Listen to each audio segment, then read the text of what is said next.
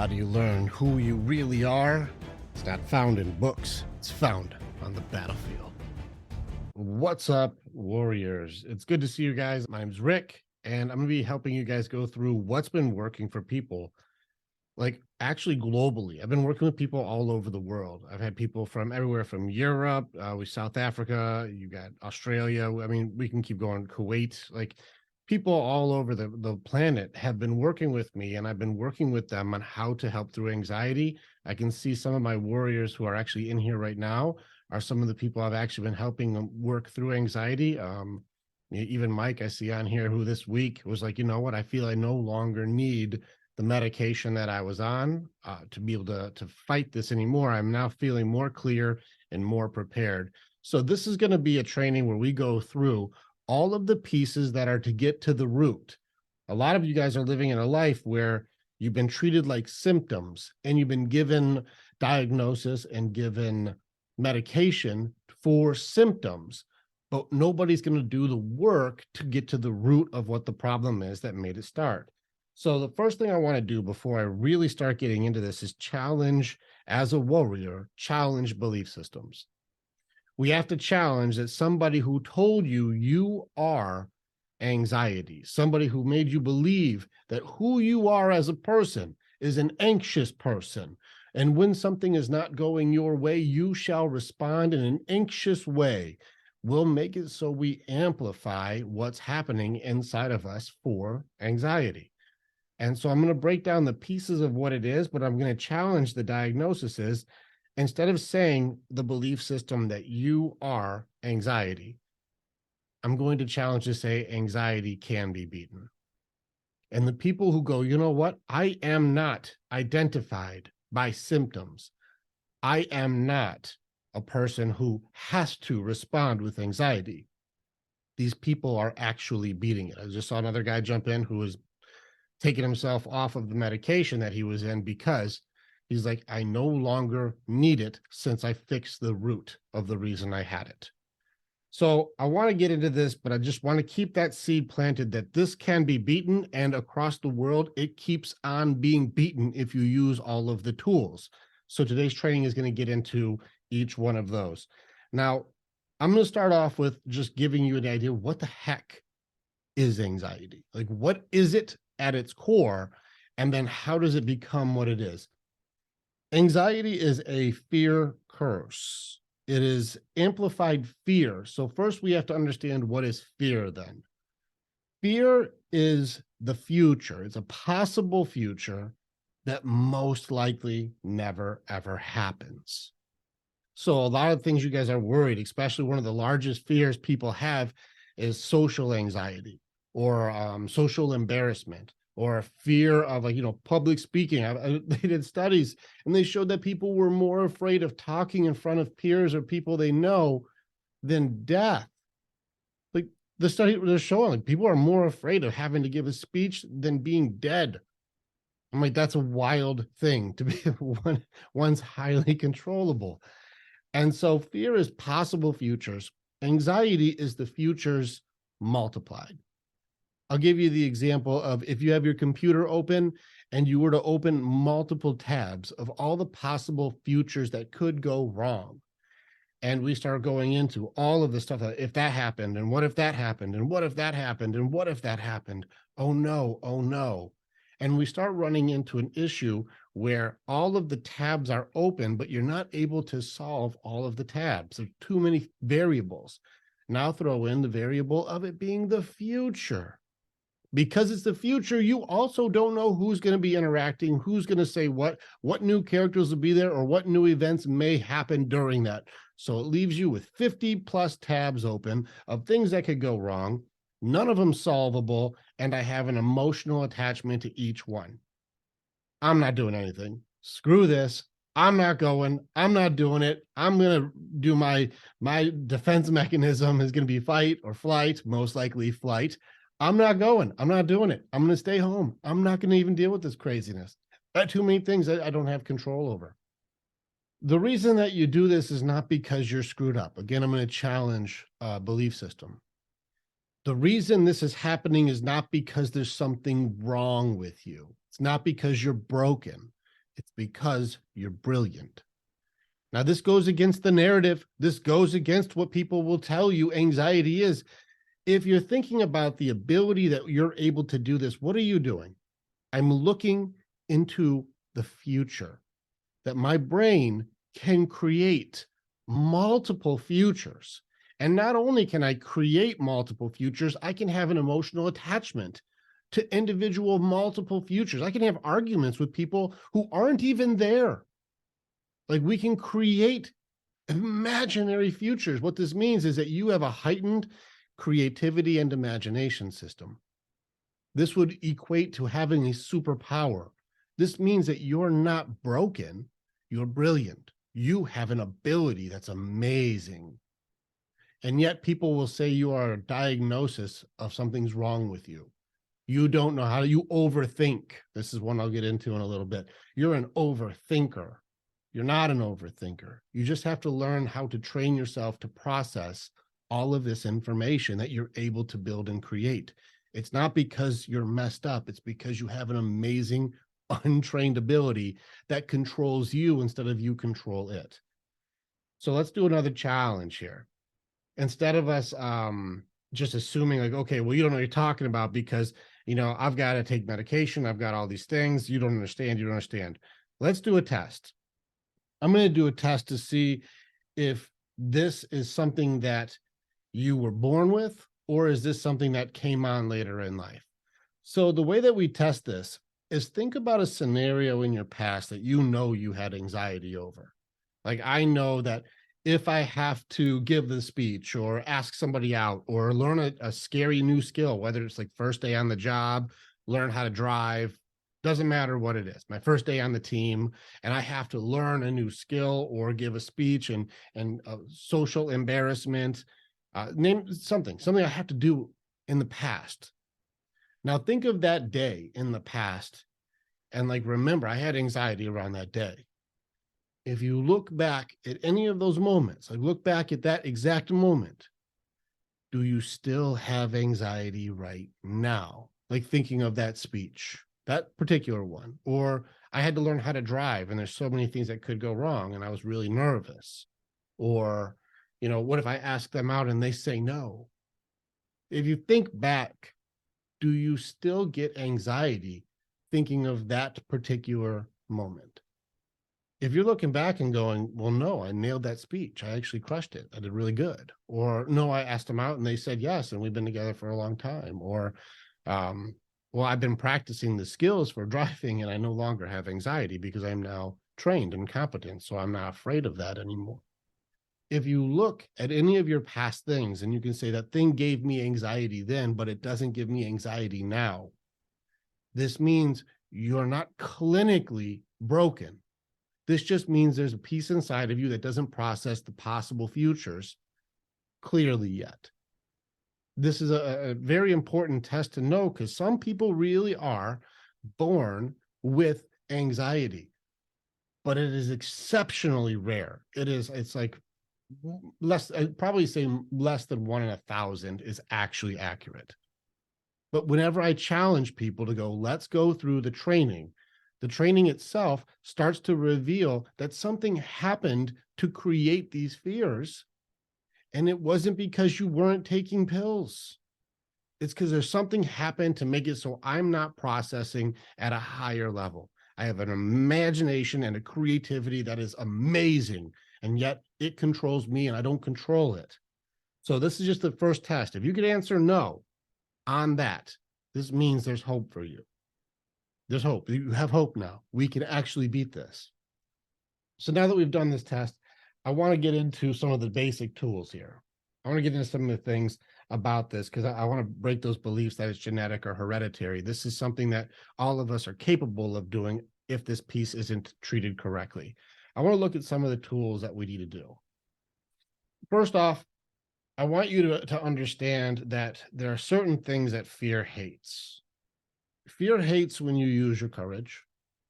Fear hates when you have hope.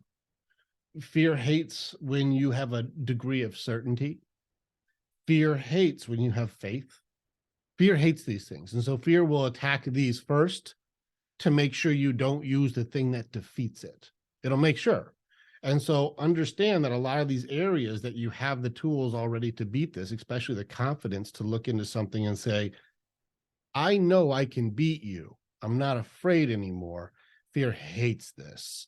If you take the amplified version, it's really just about taking all of those 50 tabs and being able to look into them and considering the amount of stuff that you were afraid of over and over in the past. How many situations that you were worried about, all of the things you've ever been through, even the stuff that did go wrong. And we have to do a quick math assessment. Now, what's the math on? Let's do a percentage to see what so far out of all the things you've ever been through and all the things that you're afraid of. Let's figure out the exact percentage of your survival rate. Let's figure out what's your survival rate so far out of all the things that you've been through. Some of you are good at math. I see some people smiling. Some of you have figured out this answer already. What's the survival rate so far for any of you when it's come to having to survive all of your difficult things? Anybody can throw it in the chat. If you guys figured the math out, what's your survival percentage so far through everything you've had to go through? I'll wait. This is a tricky math. Okay. I see Phil did his math. Dr. Phil, Andrea. Okay. We got some good math people in here, people who are pretty good at math. You guys are a lot of correct answers. A lot of correct answers. I see that. So if you guys have figured this out, if you're watching this or listening to this right now, you have a 100% survival rate. So far, you're still alive through everything that could have gone wrong and everything that has gone wrong. You've made it. You're still here, which means you haven't been defeated yet by any of the things that you're afraid of. This should give you a level of certainty. Now, let's get into the next piece to it, okay? Now that we know that I have a 100% success rate from surviving just about everything, let's also consider, are you still right now at the same level of understanding or mentality as some of the toughest things that you've gone through when you were younger? Whether you were in your preteens, your teens, even in your 20s, are you still at the same mindset that you were when you were 12 years old? Or when you were like 13 or you were 18 or whatever, like when you had to go through really tough stuff? Are you still at that mindset where you never evolved further than being an 8-year-old? Odds are you have more tools, more comprehension, more awareness, and more abilities to handle things than you ever did through some of the hardest things you've ever been through. Let's keep that in our back pocket for just a little bit. Now, I have to be able to assess what are the capabilities you have to deal with difficult situations. Let's pretend one of the imaginary things we're scared of actually came true. Most of the time it never does, but let's just say one does. Let's go through our tools list and see if we have any of the abilities we need to handle the situation. So in the chat, I want you guys, do me a favor. Put a 1 in the chat if you have this. Don't put anything if you don't. And if you don't understand it, just don't put anything either, because I don't want to confuse you guys. All right. Put a 1 in the chat if you have at least basic problem-solving skills. There's an issue that came up, and I need to figure out how to solve it. I see some people just holding a 1 up to the camera. Thank you. All right. We got people with basic problem-solving skills. All right. Put a 1 in the chat if you have at least a level of creativity, a way to get outside of the box once in a while and go, you know what? I'm going to have to beat this in a non-conventional way. I got to think outside the box and get a creative solution here. All right, good. So we got creative thinkers. All right. Put a 1 in the chat if you have resourcefulness. I don't have that, but I do know I can look it up or I can figure out a way to get it. You know, I'll find a way to figure out how to get that thing that I need, whatever it is. I've got resourcefulness. We got a lot of people with resourcefulness. Good. What about if you have a support system? I can call somebody for their advice, or I can lean on somebody who can help me out with something. I can figure this out with any type of collaboration at all. I know I can reach out to some people who can help me out. A lot of people with this. All right. And last one, not required, but also a very useful part of this evolution. If you have any type of faith in anything more than yourself, this doesn't have to be the same God as everybody else, but if you've got, I have faith and belief in something more than me, I am not alone. And I believe that there is more to me than just me by myself. I have a higher power of some sort. I don't care if you call it the law of attraction, vibration, God, I don't care. Something more than yourself. If you have this, added advantage. And then let's go ahead and add back into it. Are you more capable now than you were during your toughest things that you went through? Do you know more, and are you more prepared now than you ever were before? If you have even 2 of these things, you can handle most things that are going to come up. If you have all of them, shouldn't the imagination system, instead of being, I'm terrified of what could go wrong, be more curious because I have all of these tools? You're not messed up because you have concerns. You're not messed up because you're worried. But are you even assessing when something does go wrong? And this is something for you all to check. When it does go wrong, is it ironic that you sometimes, all right, put a 2 in the chat if something went wrong and you were less stressed once you knew what it was versus before you knew what it was. Yeah, so once I know what the problem is, well, then I can just use my tools, my problem solving, creativity, resourcefulness, support system, faith, or understand that I'm more prepared than I was before. So knowing what the problem is far less anxious, makes me less anxious than what it could be. Now, remember the definition of fear. It's not real. It's possible future. So here we are now fighting make-believe, because make-believe is scarier than reality. Soak that in for just a second. Make-believe to me is scarier than reality. Because if you have reality hit, I see a bunch of 2s in the chat that you're more capable to handle something when you know what it is than when you don't. This is a powerful moment to realize, shouldn't I be doing what is the definition for how to face anxiety? Is understand that the answer is, I don't know the answer yet. Write it down. There's no way, Rick, it can be this simple. Write it down, and you should be challenging this. If I can look back at something in the past that gave me anxiety, and I'm able now to think about that same event and no longer have anxiety, what's different from that day to this day? Well, I know what happens. So isn't the answer then, I just don't know what happens yet, and that's why I'm worried? You have an amazing brain. You can create possibilities that aren't real. Now, real talk, throw a 2 in the chat if you guys have ever created a conversation that's a conflict in your head and had full arguments with somebody who wasn't even there. You guys can even be very open and be like, I had screaming matches on the drive home with the things that my person might say. Let's go ahead and take a moment. If you're having an argument with them inside of your head, who is creating their answers for them? It's you. I see people catch on for it. It's me. You're creating the answers for somebody else based on your fears and your experiences and your past and your stuff that you're concerned about. And what's funny is you're having a full out screaming argument with them with the emotions attached. Who are you arguing with? Yourself.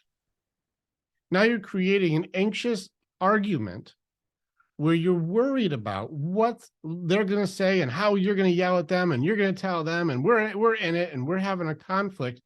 And then you get to see that person and they don't do any of the things that you created. In fact, you're ready to, like, Duke's ready. You're ready to go. And they're like, hey, what's going on? How was your day? And you're like, oh, don't you, after the argument we just had, don't you, how was your day, me? After that shit you just said in the car, don't you, how was your day, me? Ooh. And the real person is like, I don't know what you're talking about. You just argued with yourself in the car and you called it me. This is how amazing our brains are. Why does this system exist? Why do we have a system like this? Why would we even have something like this? So I'm going to give another explanation. This is another way I've seen anxiety, why it's in place the way it is. Fear is designed not to make it so that we're scared all the time, but it's designed to make it so we can be aware of danger. That's the reason fear exists. Like, is this dangerous or not dangerous? This is something where our survival mechanism can kick in and we can be safe because we're not going to put our head in an alligator's mouth, or we're not going to jump off of a cliff. So things that we're afraid of are associated with there could be danger involved or a negative outcome or pain. Worried about pain in some way, shape, or form. We have to protect ourselves from being hurt. So let's look at the animal kingdom. Let's say, let's use a gazelle or a deer or wild boar. It doesn't matter. Pick a animal. And this animal, if it's grazing and just doing its regular animal day, is all of a sudden being chased by a lion. A lion comes out and starts chasing after this deer. That deer's like, oh, damn, and starts juking and jiving and running.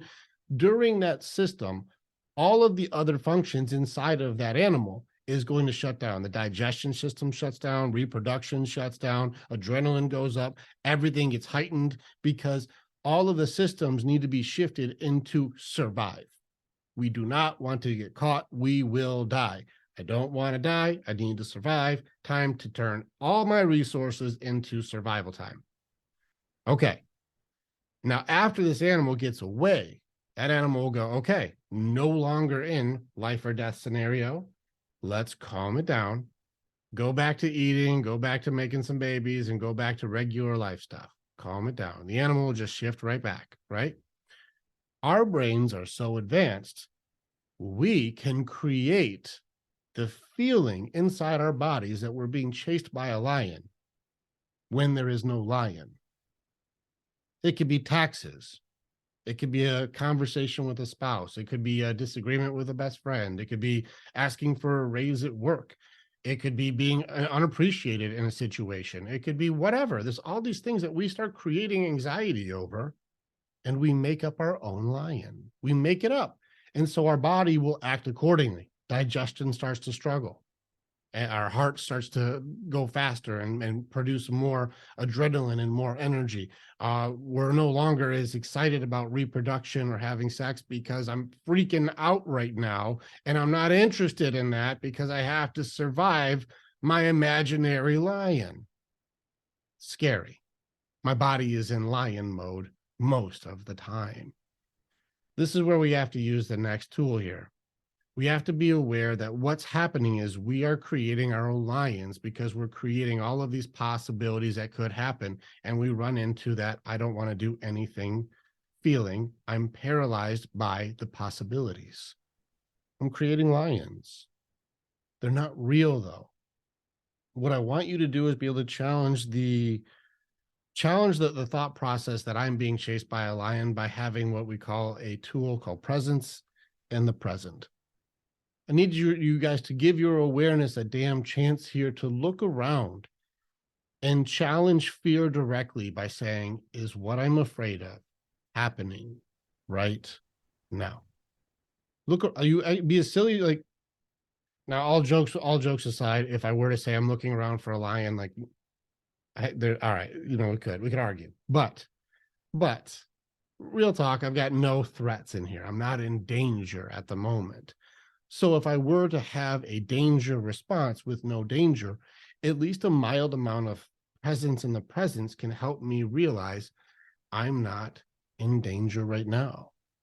I think it was a Lao Tzu quote where he was talking about if you have depression, you're in the past, and if you have anxiety, you're in the future, but peace is in the present. And being able to look around and say, hey, hold on. My amazing brain has just created multiple things that could happen. I also connected my feelings to all of the things that could happen. And I also don't know exactly what could happen. So now I'm even more worried because it's the unknown. Never assessing, I have a 100% survival rate, and I have a massive amount of resources with problem solving, the resourcefulness, creativity. I've got a support system. I've got a faith and belief that I'm going to be okay, and way more tools than I ever did with any past scenario I've been through. With all of that in your corner, wouldn't it make more sense to be curious than scared? Wouldn't it make more sense to go, I'm actually really curious on what's going to happen, because once I know this, I have less anxiety because I know what it is. And then I can use all of my resources to be able to challenge or face whatever that is. And every single time I have done this, without fail, 0% deaths, I have succeeded to survive it, no matter what it is. Is it funny that we're so afraid of make-believe when you've survived everything that's been real? It's an interesting thought, right? You have survived everything real, but you're scared of things that are not.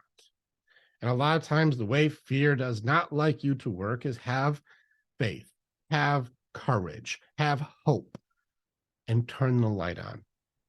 Because in the dark, anything could be there that could be terrifying. But if you turn the light on, you'll realize nothing's there, or you just left the radio on. And you're like, oh, well, I thought that was something totally different. But the reality is you can handle most of the things that are going to happen. There is no lion. Have presence in the presence to challenge it. Now, for those of you who are curious, what does it look like if I do start to get this under control? What does the healthy version, if you're telling me I'm brilliant and I'm not broken, and there's a way to make this work, what does that look like? How do you successfully do this? Because I'm in so many things that could go wrong. I don't want to do anything. Let's look at what the healthy version of using your creativity and imagination looks like. Instead of calling it anxiety, I call it clairvoyance. This means I'm looking into the futures and I'm going to live out different scenarios that never happen, but I can still learn from and be prepared for. So you look into them and you take your 50 tabs and you're going to look at it and go, all right, if that happens, what would I do? How would I handle this? Can I even use this? Or what would I learn from that scenario? I would learn this. That would be probably what I would do. All right, cool. Close that tab. Next tab. What if this happens? If this happens, oh no, what if they say this? What if they do this? Well, then I'd probably just listen to them so that way I could figure out what they needed, and then we'd probably solve that problem together. Cool. Close that tab. I already lived through that moment. All right, next thing. If you practice going through these and not having all of them at one thing, but learning to go through and shutting down tabs to where you only have a few possibilities that could happen, and now you have room to create things that could go right instead of only things that go wrong. Well, now you're learning multiple life lessons without actually having to go through them.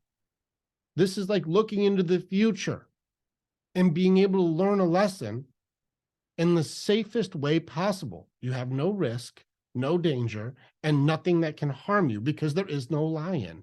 But if you need to bring your lion spray, go ahead. Because now if there was a lion, at least I'd be ready. Now, if some of you have lion spray, I'm going to be blown away because I don't know if that is that a real thing. I know bear spray is. I don't know.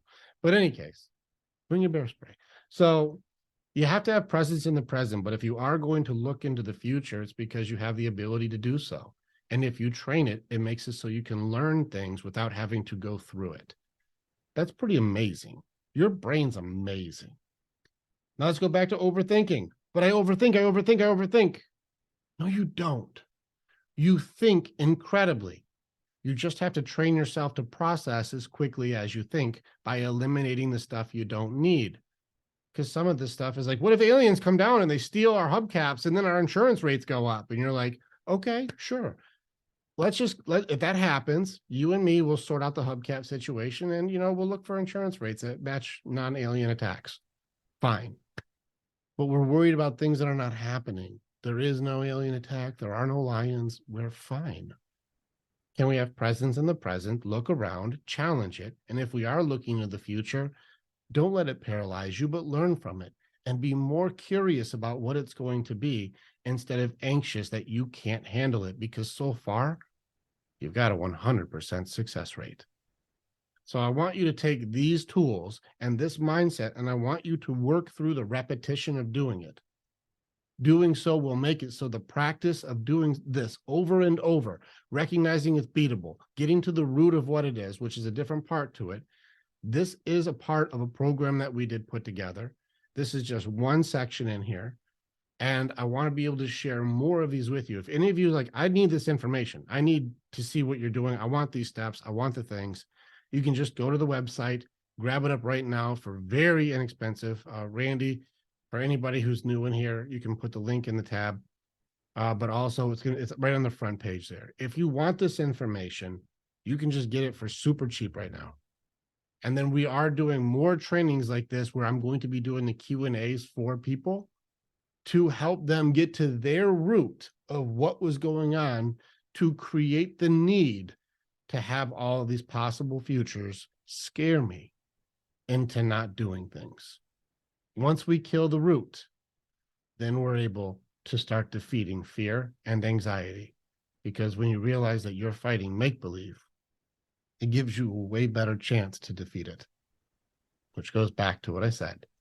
You are not your diagnosis. This is defeatable. And if you can look back at your past and say, I no longer have anxiety over what was, then you have a fighting chance.